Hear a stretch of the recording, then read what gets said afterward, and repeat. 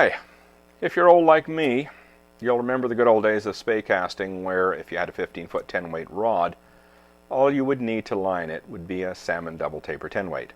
Just put the two together and go fishing. Well, these days we have an awful lot more choice when it comes to rods and lines. And though that's great and I love having all that choice, unfortunately it does breed a little bit of confusion. So this video is all about trying to clear up a little bit of that confusion, specifically the differences between Scandinavian shooting heads and Skagit shooting heads. We're going to use airflow lines to discuss the differences, and I'll also take the opportunity to show you a couple of aspects about them as well. So let's get started. Now, the first thing we need to talk about is what's a shooting head. If you're familiar with trout weight forward lines, well, they're really shooting heads too. I mean, you have a running line at the back and you have a head at the front. In our double-handed lines, the shooting heads are quite short and very, very heavy.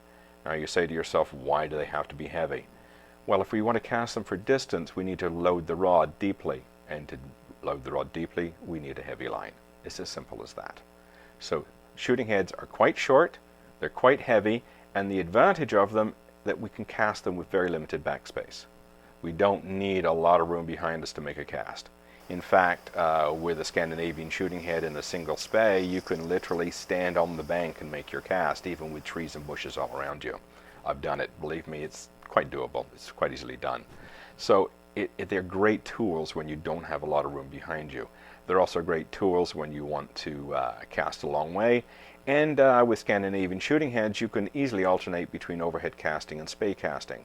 So they have a lot of advantages. But when it comes to actually going out and buying your first shooting head, what should you be buying, and can you tell the difference, you know, what type of rod should I be using, etc., etc., etc. It gets a little confusing. So I'm going to clear up some of the differences between a Skagit head and a Scandinavian head and how they're used and what are the advantages of them.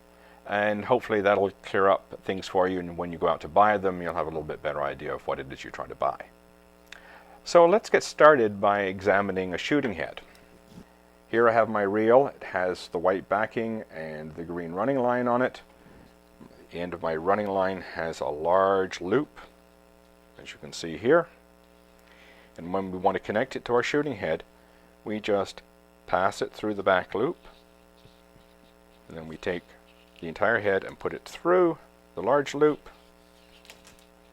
and then we pull it all tight, and there we have our loop-to-loop connection.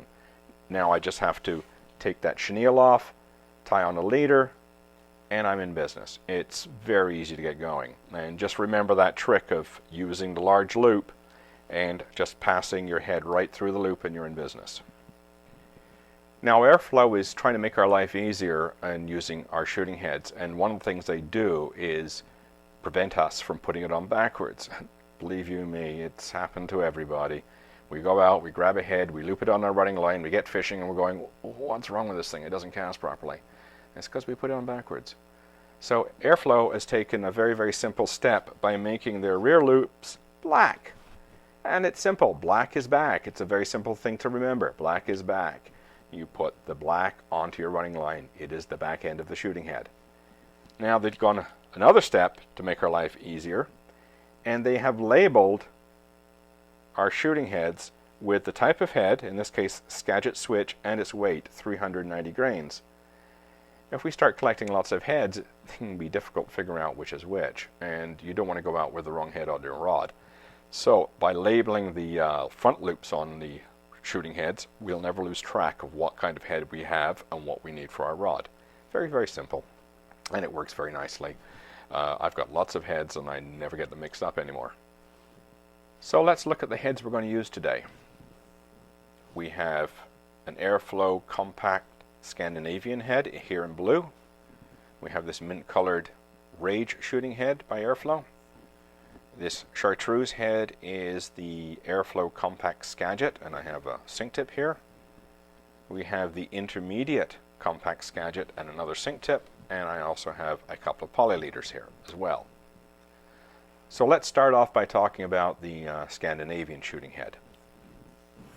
As the name suggests, these heads came out of Scandinavia, And they were designed to deal with the very tight casting situations they have in Scandinavia, with rivers running through gorges and canyons and tree lines, and it made it difficult to cast a long double taper.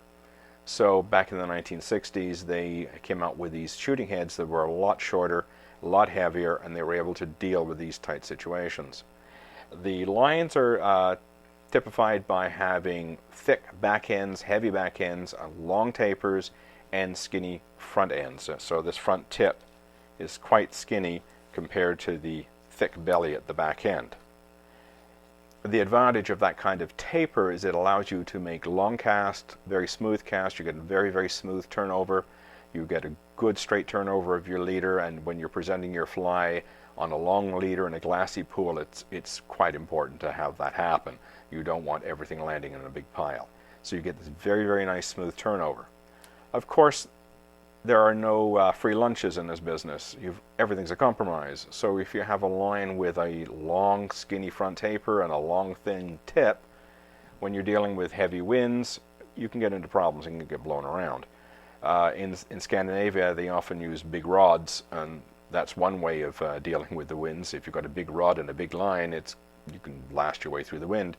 Over here we have a tendency to use lighter rods and lighter lines, so wind becomes more of an issue for us than over there. So how airflow dealt with that was to come out with the Rage line, which is essentially a Scandinavian shooting head with a slightly shorter taper and a slightly thicker tip.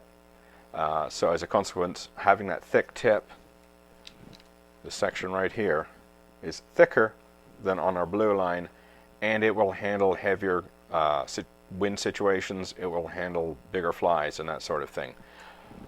Both are designed to be used with poly leaders, but you don't have to. You can use mono leaders as well. If you're going to use a mono leader, use a long one, at least 15 feet, maybe longer. If you're using these poly leaders, these are 10 footers. You can put a 10-foot poly leader on the front and then some mono beyond that. But you do want to use a relatively long leader, whether it's straight mono or poly. You generally don't use a short leader with these things. These Scandinavian shooting heads are designed for touch and go casting, and what that means is that when we make our cast, like a single spey, that anchor just touches down briefly and then the cast goes. There's minimal line stick, and that is the reason why we have that long skinny front taper and thin tip. We don't want a lot of line stick because it hurts the efficiency of the cast. So as you can see, when we go up to a Rage head with its thicker tip and shorter taper, there's a slight penalty to be paid. We're going to get a little bit more line stick with this. So you can see you balance off between the two depending on your circumstance.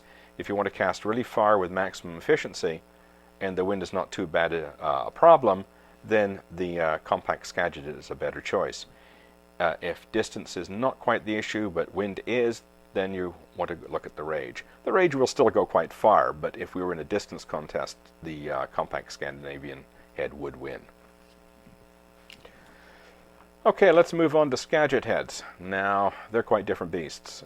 They're quite a bit heavier, they're thicker, they're blunter, they're shorter, and the reason why they're built that way is to be able to cast heavy sink tips and big heavy flies with limited backspace room. So here we have an airflow compact Skagit head and a sink tip. Whenever you use a Skagit head, you've always got to put a tip on it. Most of the time we're using sinking tips like this one. This one's a 15-foot tip, but you could use a floating tip as well. But whatever you do, you have to put a tip on the front end of it. It is not designed to be used by itself. That is one of the primary differences between a Skagit head and a Scandinavian head. The Scandinavian head is used right out of the box the way it is. You can put a long leader on it or a poly leader, doesn't matter, but you use it right out of the box the way it is. However, if you buy a Skagit head, you've got to put the tip on it. So remember that. If you're buying Skagit, you're buying tips as well. If you're buying Scandinavian, it's your choice whether you want to put a mono leader on it or a poly leader. One of the things you don't do is put one of these sink tips on the front of a Scandinavian head. It will not turn it over. So if you try to do that, it's going to be a casting mess. These Skagit heads have very, very thick front tips, and they're designed that way to turn these things over. Remember what I said earlier about Scandinavian heads. These long, fine front tapers are designed to have minimum stick so they can cast a long way and with maximum efficiency. Well, with Skagit Heads, you're using a sustained anchor cast, which means you're using a lot of line stick in order to get your rod properly loaded for the cast. You're not using that very, very brief anchor with a big D-loop.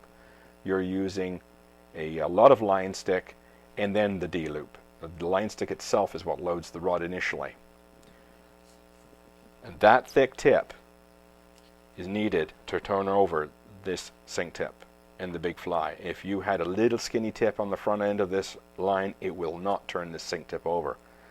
So that is the important difference between a Skagit head and a Scandinavian head. It is shorter and it is thicker, it is heavier, and it has this very thick blunt tip on the end to turn over all this stuff. So keep that in mind. If you're turning over stuff like this, you need a Skagit head. So don't go buying a Scandinavian head and thinking it's going to turn over a 15-foot tip, because it will not do it. Now the last one we're going to talk about is the intermediate Skagit. And as far as casting is concerned, you deal with it the same way as you did the floating Skagit head. In that sense, there's no difference. You're still connecting it to running line, you're still casting it with a sustained anchor style of casting. But the difference is it has this blue floating back end and this long gray intermediate front end. And the purpose for this line is to get your fly sink tip a little deeper because the front end of the head is sinking. And the other thing it will do, and it's a good thing for us Great Lakes anglers, is it slows your presentation down. And that's good for us when we're fishing in cold water. We need to slow the presentation down to give the fish a chance, and this line will do it. So if you need to get deeper or if you need to get slower, you can use this intermediate version. But again, just like the floater, it needs a sink tip on the front of it. I wouldn't put a floater sink tip on this thing because that would defeat the purpose, and you'd end up with your line running in a big U shape.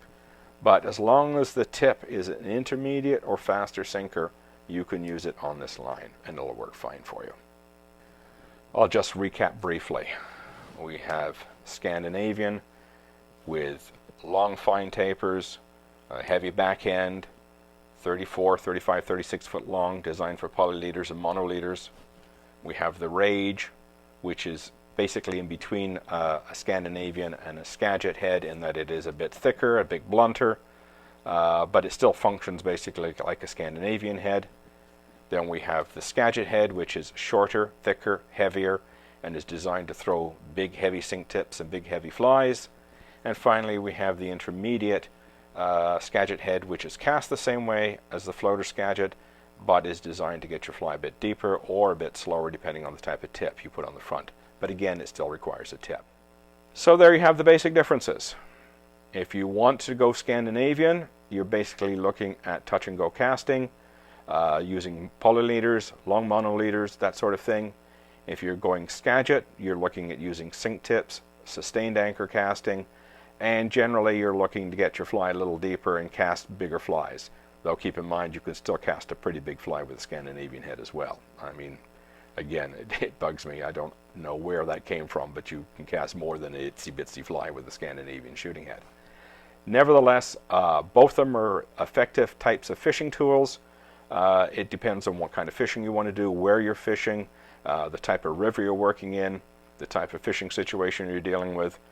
It's handy to have both and be able to cast both, but when you're starting out, I would suggest you pick just one style and start with that and go with that.